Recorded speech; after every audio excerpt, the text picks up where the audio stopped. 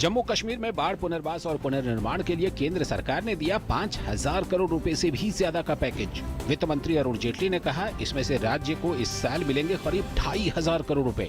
केंद्रीय गृह मंत्री राजनाथ सिंह ने कहा, जम्मू कश्मीर में सुरक्षा की स्थिति हुई मजबूत, विकास के अनुकूल बना माहौल। ललित मोदी वीजा मामले पर केंद्रीय वित्त मंत्री अरुण जेटली ने कहा कि विदेश मंत्री सुषमा स्वराज ने नेक इरादे से काम किया है और उनके ऊपर लगाए जा रहे सारे आरोप बेबुनियाद हैं। इस मामले पर सरकार एवं पार्टी एकजुट है। बिहार में विधानसभा चुनाव में अभी समय है, लेकिन राजनीतिक दलों ने अपनी तैयारियां शुरू कर दी हैं। इसी क्रम में पटना पहुंचे भाजपा के चुनाव प्रभारी अनंत कुमार ने कहा कि पार्टी बिहार में सुशासन और विकास के नारे पर लड़ेगी चुनाव। वहीं भाजपा के प्रधानमंत्री नरेंद्र मोदी के नेतृत्व में बिहार चुनाव लड़ने के ऐलान पर जेडीयू अध्यक्ष शरद यादव ने कहा कि बिहार में भाजपा के पास कोई नेता ही नहीं है, इसीलिए वो नरेंद्र मोदी के नाम पर चुनाव लड़ रही है।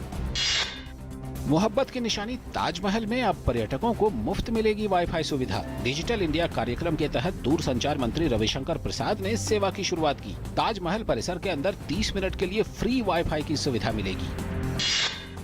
शाहजहांपुर में कथित तौर पर जलाकर मारे गए पत्रकार जगेंद्र सिंह के परिवार वालों की भूख हड़ताल जारी, पत्नी की हालत गंभीर। भारतीय प्रेस परिषद की एक टीम ने परिवारजनों से की मुलाकात। इलाहाबाद उच्च न्यायालय ने 1 हफ्ते के अंदर राज्य सरकार से मांगी रिपोर्ट।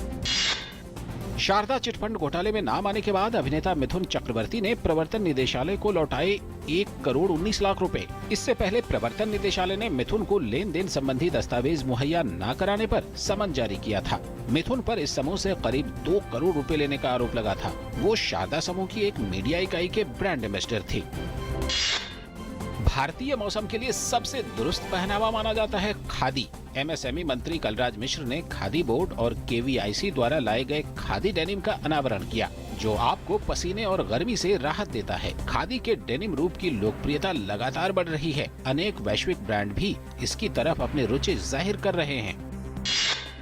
दिल्ली में स्कूलों की दयनीय दशा पर राष्ट्रीय मानवाधिकार आयोग ने सरकार को नोटिस जारी किया है। आयोग ने सरकार से 4 हफ्ते के भीतर एक विस्तृत रिपोर्ट पेश करने को कहा है। दिल्ली में सरकारी स्कूल शिक्षकों की कमी, पेयजल और शौचालय सुविधाओं, कंप्यूटरों की भारी कमी और सुरक्षा संबंधी खामियों पर मांगा जवाब। पीएस हंगामा की नेशनल पीपल्स पार्टी की राज्य पार्टी के तौर पर मान्यता निलंबित। चुनाव आयोग ने चुनाव खर्च का ब्यौरा नहीं देने पर की मान्यता निलंबित। उपराष्ट्रपति मोहम्मद हामिद अंसारी को राज्यसभा सांसद तरुण विजय द्वारा चीनी भाषा में प्रधानमंत्री नरेंद्र मोदी पर लिखी गई पुस्तक Modi incredible emergence of a star भेंट की गई। ये पुस्तक प्रधानमंत्री के जीवन और उनके आर्थिक दृष्टिकोण पर आधारित है। इसे सिचुआन विश्वविद्यालय के दक्षिण एशिया अध्ययन केंद्र द्वारा चीनी भाषा में प्रकाशित किया गया है।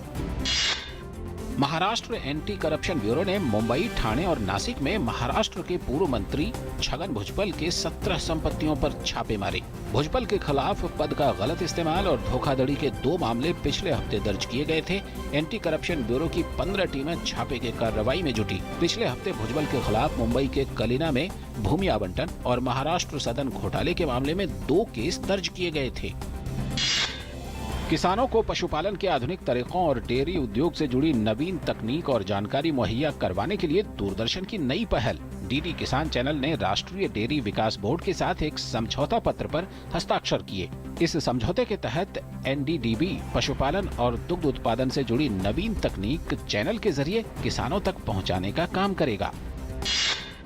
नॉर्वे शतरंज टूर्नामेंट से ठीक पहले भारतीय ग्रैंड मास्टर विश्वनाथन आनंद को चिर प्रतिद्वंद्वी विश्व चैंपियन नॉर्वे के मैग्नस कार्लसन के हाथों ब्लिट्ज टूर्नामेंट के फाइनल राउंड में शिकस्त में आनंद की शुरुआत अच्छी रही थी और उन्होंने शुरुआती 2 राउंड जीते भी, लेकिन आखिरी राउंड मुकाबले में नॉर्वे के कार्लसन ने फिर से आनंद को शिकस्त दे दी। भारतीय फुटबॉल टीम को 2018 फीफा वर्ल्ड कप के प्री क्वालिफिकेशन मैच में गुआम के हाथों 2-1 से हार का सामना करना पड़ा। इस हार के बाद भारत की क्वालिफाई करने की राह काफी मुश्किल हो गई है। गुआम की ओर से बी मैकडोनाल्ड और निकलॉ ने गोल किए, जबकि भारत की ओर से एकमात्र गोल सुनील छेत्री ने किया।